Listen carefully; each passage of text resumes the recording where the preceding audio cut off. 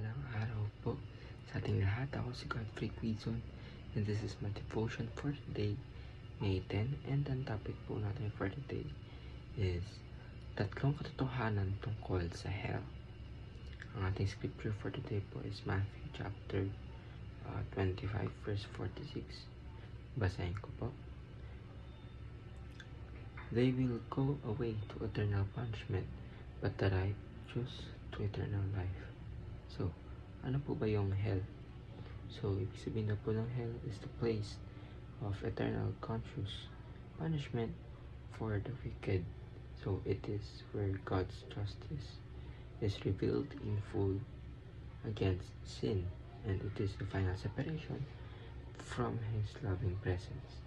Jesus spoke about hell more than anyone else, not to scare us, but to warn us and call us to repentance.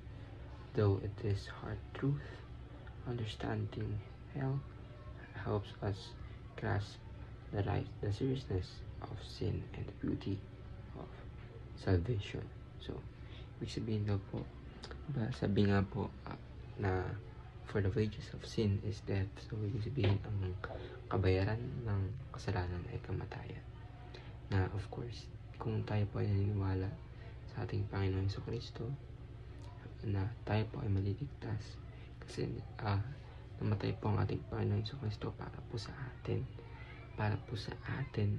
na para po tayo ay maligtas, na kung sino po yung maniniwala po sa Kanya, na siya po ay namatay para sa lahat ng tao is mapupunta po sa langit. So that is why we must meet or we must have a deep relationship sa ating Panginoon na nagkakos po sa atin para mas lalo pa pong gumawa ng mabuti, and of course mas mapalalim pa po yung relationship sa ating Panginoon Jesucristo.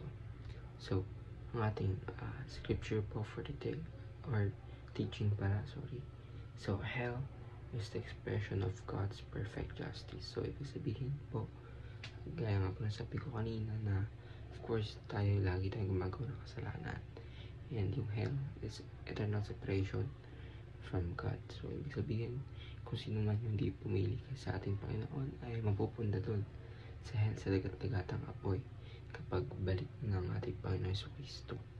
So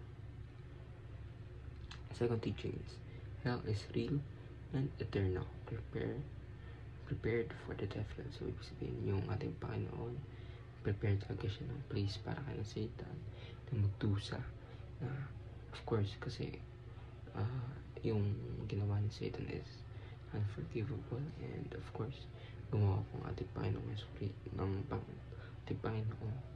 ating Panginoon Jesucristo ng place para po sa kanila, na doon po sila stay at hindi na po sila makakapang-abala pa.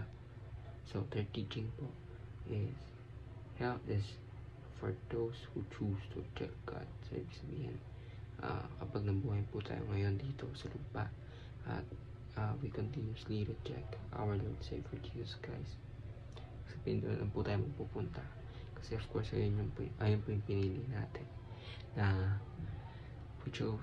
we have time to reflect on our life here on earth. Dapat po talaga ay sumambag po tayo sa ating Panginoon and have a deep relationship, and to acknowledge and to believe na ang ating Panginoon ay namatay para sa ating mga kasalanan. So, ayun po ako si Godfrey Quizon. This is my devotion for today, May 10. Sana po ay marami kayo natutunan, and po ikaw.